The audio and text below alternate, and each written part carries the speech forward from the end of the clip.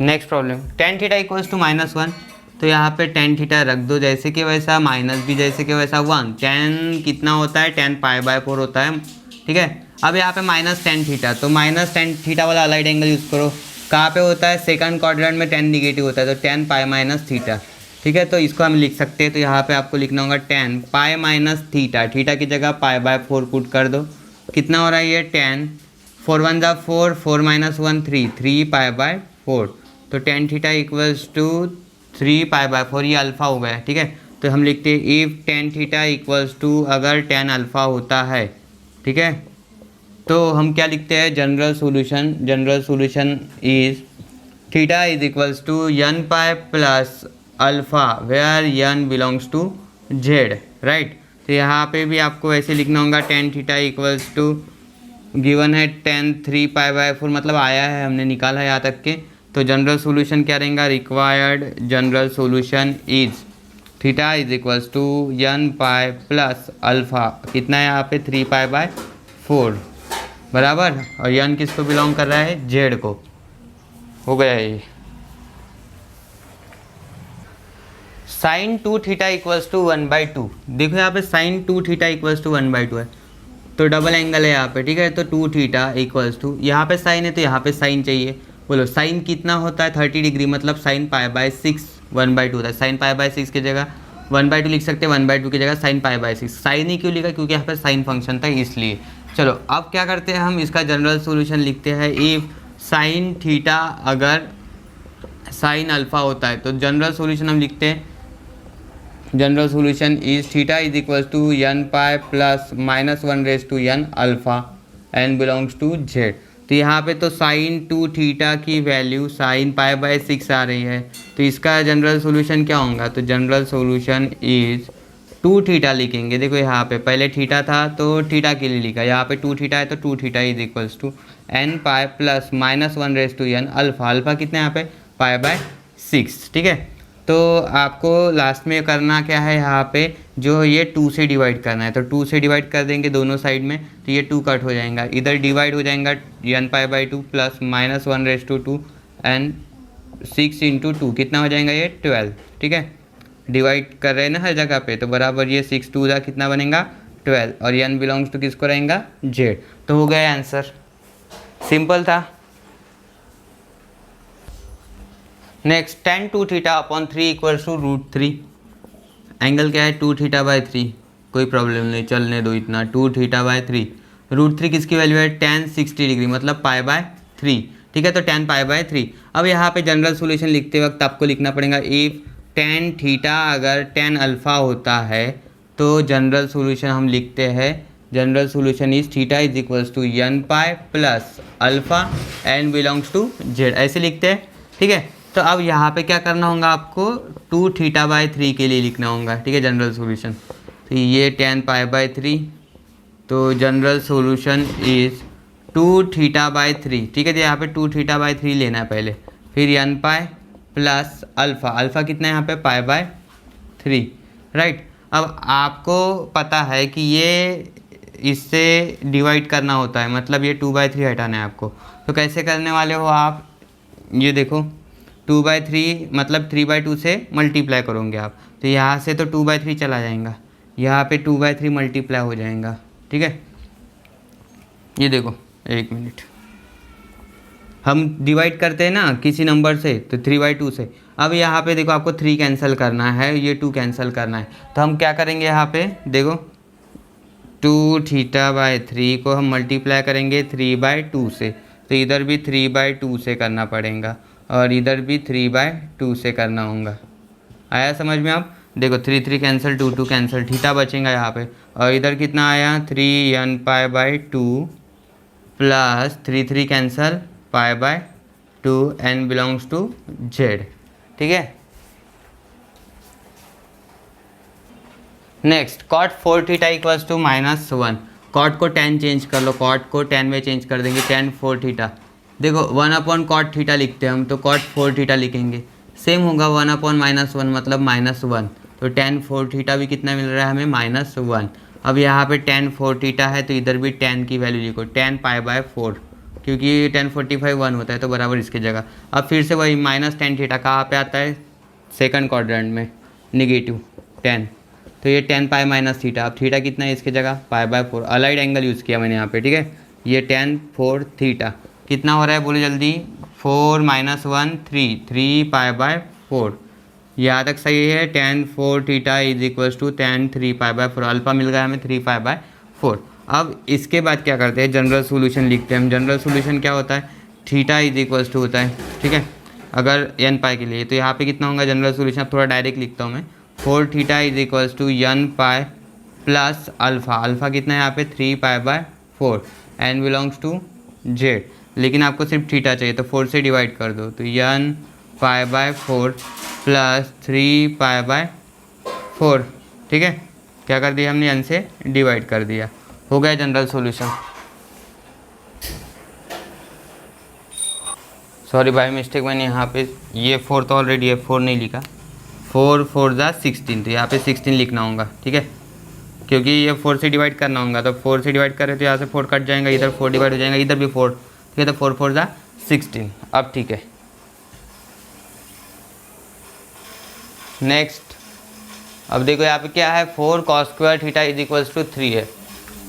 अब आपको ये ध्यान रखना है, sin² theta is equals to sin² alpha है, cos² theta is equals to cos² alpha है, tan² theta is equals to tan² alpha है, ठीक है। तो स्क्वायर फंक्शन जितने भी है, मतलब ये ट्रिग्नोमेट्रिक के स्क्वायर अगर रहेंगे तो जनरल सॉल्यूशन फिक्स रहेगा। जनरल सॉल्यूशन रहेगा n pi plus minus alpha, ठीक है।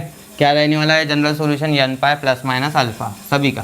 तो यहाँ पे देखो स्क्वायर cos² थीटा 3, ये 4 नीचे कर दो, चलो डिवाइड हो जाएगा 3/4।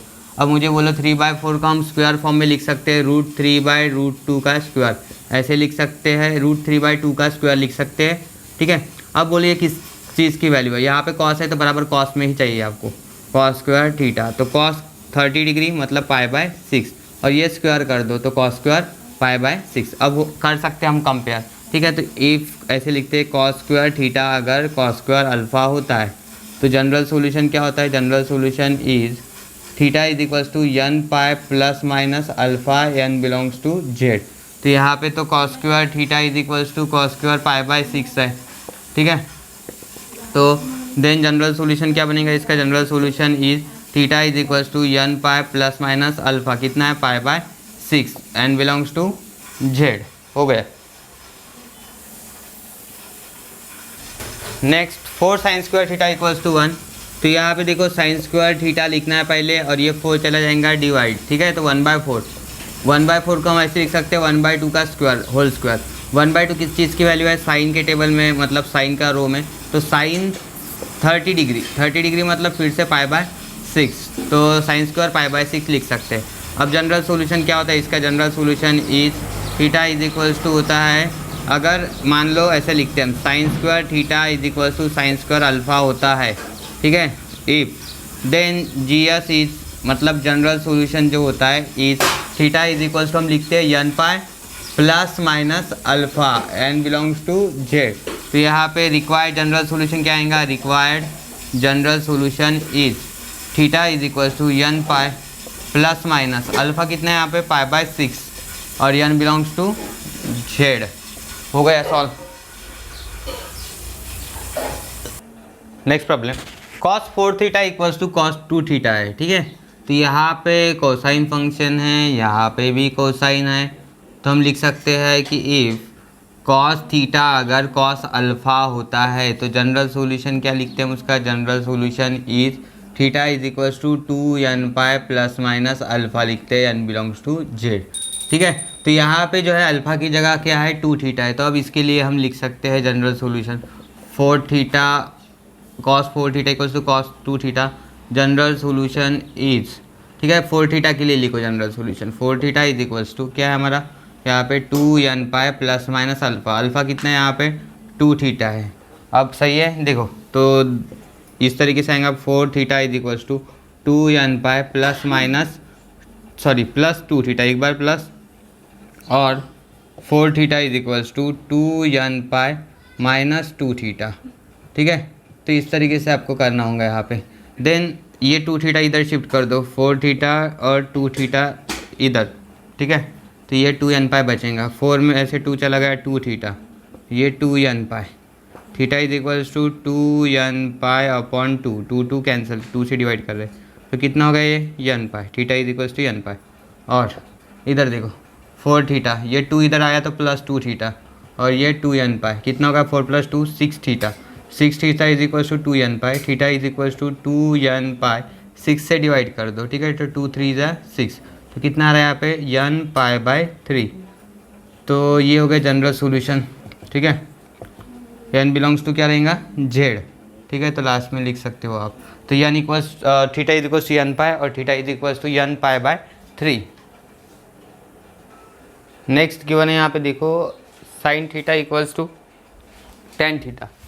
साइन थीटा जैसे कि वैसा, टेन थीटा को हम लिख सकते हैं sine theta upon cos theta, ठीक है। तो ये क्रॉस कर दो इसके साथ, साइन थीटा इंटू ये इधर चला जाएगा, तो ये कॉस थीटा, इधर साइन थीटा बचेगा, ठीक है।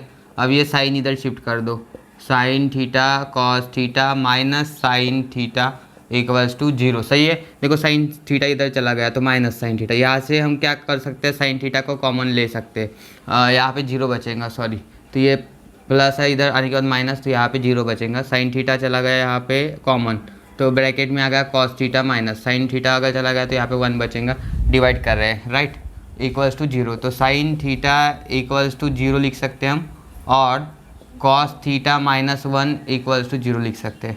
अब मुझे बताओ 0 के लिए सोल्यूशन क्या होता है इसका, जनरल सोल्यूशन इज, ठीक है, theta is equals to n pi, ठीक है। 0 के लिए हम क्या लिखते हैं n पाई, साइन थीटा अगर 0 है तो n पाई, टेन थीटा अगर 0 है तो फिर भी n पाई। यहाँ पे देखो cos theta is equals to -1 shift कर दो उधर +1, ठीक है। अभी कॉस थीटा यहाँ पे 1 किसके लिए वैल्यू होती है कॉस के टेबल में, कॉस 0, यस, कॉस 0 होता है, देखो कॉस 0 कितना होता है 1 होता है, राइट। तो यहाँ पे जनरल सॉल्यूशन क्या आएगा, थीटा कॉस के लिए सॉल्यूशन होता है 2n pi plus minus alpha, तो अल्फ़ा तो आएगा ही नहीं यहाँ पे, 0 है तो, ठीक है। तो 2n पाई लिखना है आपको, और n बिलोंग्स टू z, ठीक है। तो दो सॉल्यूशन है यहाँ पे, थीटा इक्वल्स मतलब theta equals to n pi और theta equals to 2n pi, n belongs to z। Next tan cube theta equals to 3 tan theta, tan cube theta 3 tan theta shift कर दो इधर -3 tan theta, और इधर बचेगा 0। क्या common आता है यहाँ से, tan थीटा कॉमन निकाल देते हैं, यहाँ से tan थीटा चला गया मतलब 1 चला गया, तो यहाँ पे स्क्वायर बचेगा, 3 में से 1 चला गया तो 2 बचेगा, ठीक है। और ये 3 tan थीटा तो चला गया यहाँ से, ठीक है, तो ये 3 बचा यहाँ पे। तो tan थीटा इक्वल्स टू हम 0 लिख सकते हैं, और सीधा सीधा tan square theta -3 is equals to 0 लिख सकते हैं।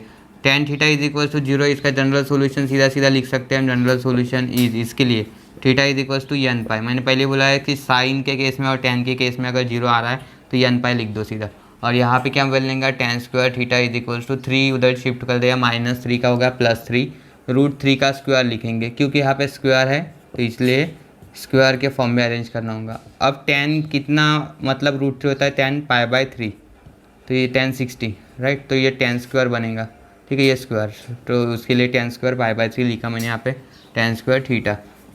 तो हम यहाँ पे लिखेंगे कि tan square theta equals to tan square alpha अगर रहता है तो उसके लिए जनरल सॉल्यूशन क्या होता है, GS theta is equals to n pi plus minus alpha, n belongs to z। तो यहाँ पे भी वैसे लिखना है, theta is equals to n pi plus minus alpha, अब अल्फ़ा कितना है यहाँ पे पाई/3, और n बिलोंग्स टू z। हो गया solution. Next cos theta plus sine theta equals to 1। देखो अगर कॉस है यहाँ पे साइन है, तो यहाँ पे क्या लॉजिक चलाना है, यहाँ पे आगे 1 है, ठीक है, तो ये 1 और यहाँ पे भी 1 है, तो हम क्या करेंगे रूट में कर देते हैं 1 का स्क्वायर और इस 1 का स्क्वायर, कितना हो रहा है 1 का स्क्वायर 1, 1 का स्क्वायर 1, 1 + 1 √2। तो इस √2 से हम क्या कर देते हैं, यहाँ पे डिवाइड कर देते हैं, ठीक है। तो सबसे पहले क्या करना है आपको, √2 से ही डिवाइड करना है दोनों साइड में, ठीक है। तो यहाँ पे हम लिखते हैं divide by √2 on both sides, ठीक है। तो यहाँ पे आ जाएगा कॉस थीटा अपॉन √2, तो 1/√2 लिख सकते हैं ऐसा, 1/√2 इंटू कॉस थीटा, यहाँ पे भी 1/√2 इंटू साइन थीटा, और यहाँ पे 1/√2 हो गया ये। √2 से डिवाइड कर लिए। अब मुझे बोलो कि 1/√2 ये जो वैल्यू है किसके लिए होती है, कॉस के टेबल में। यहाँ पे कॉस है तो कॉस ही कर दो, cos π/4, cos π/4 cos 45, ठीक है। और साइन के इसमें भी साइन 45 के लिए होती है वैल्यू 1/√2 साइन, तो यहाँ पे साइन है तो साइन ही कर दो, साइन π/4, और ये साइन थीटा इक्वल्स टू 1/√2। अब थोड़ा ऑब्जर्व करो, यहाँ पे cos A cos B plus sign A sine B formula बनेगा, लेकिन यहाँ पे पहले थीटा लिखना है तो कॉस थीटा पहले अरेंज कर लो, बाद में cos π/4, same here sine theta पहले और बाद में साइन π/4 और इधर 1/√2। अब देखो cos ए cos बी प्लस साइन ए साइन बी किसका फॉर्मूला हो गया है, cos ए माइनस बी का। तो यहाँ पे थीटा ये माइनस बनेगा, प्लस है तो माइनस माइनस होता है तो प्लस होता है cos केस में।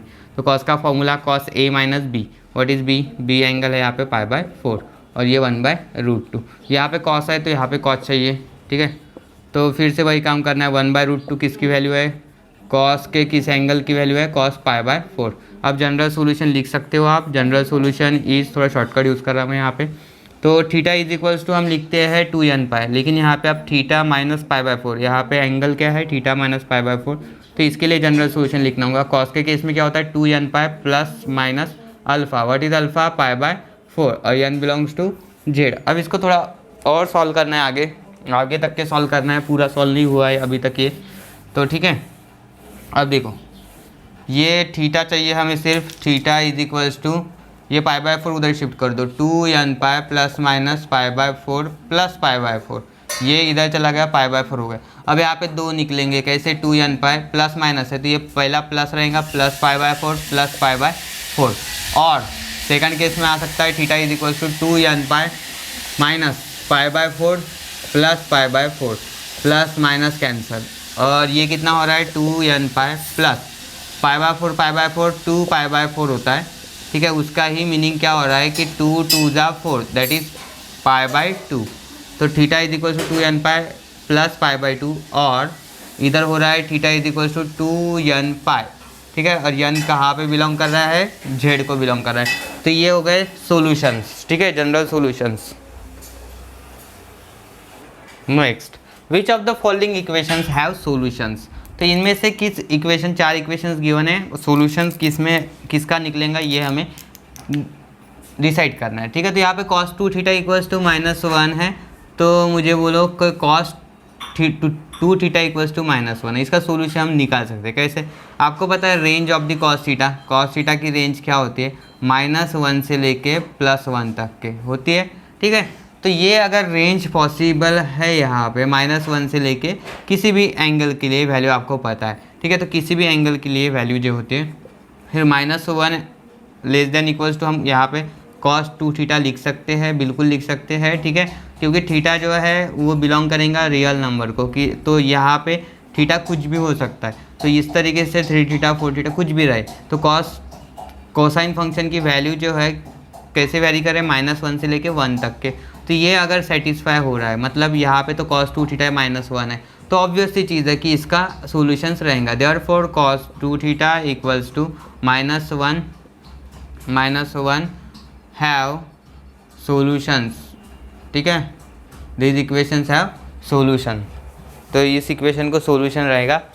नेक्स्ट, अब ये था फर्स्ट, इसके बाद देखो सेकंड केस में क्या है, यहाँ पे है सेकंड वाला cos square theta equals to -1, second cos square theta equals to -1। देखो यहाँ पे स्क्वायर दिख रहा है, तो -1 किसी नंबर का स्क्वायर है ही नहीं, पहली बात तो, ठीक है। तो -1 जो है इसके वजह से प्रॉब्लम आएगा, तो स्क्वायर ऑफ निगेटिव नंबर मतलब इसका स्क्वायर रूट पॉसिबल ही नहीं, ठीक है। तो ये निगेटिव के वजह से ये रिजेक्ट हो जाएगा, तो ये cos square theta equals to -1 no solution, क्या लिखेंगे, हैव नो सॉल्यूशन।